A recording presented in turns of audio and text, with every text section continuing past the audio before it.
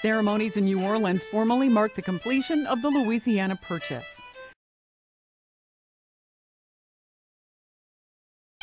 Ceremonies in New Orleans formally marked the completion of the Louisiana Purchase. Ceremonies in New Orleans formally marked the completion of the Louisiana Purchase. Ceremonies in New Orleans, okay?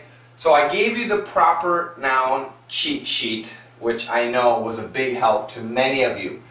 New Orleans, maybe some Americans say that, but most Americans, New Orleans, Orleans. It's just like L-I-N-S or kind of a Z.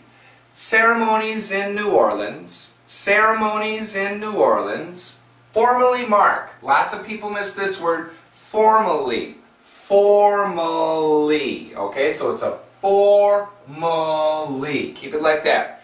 Formally. Formally mark. Formally mark the completion.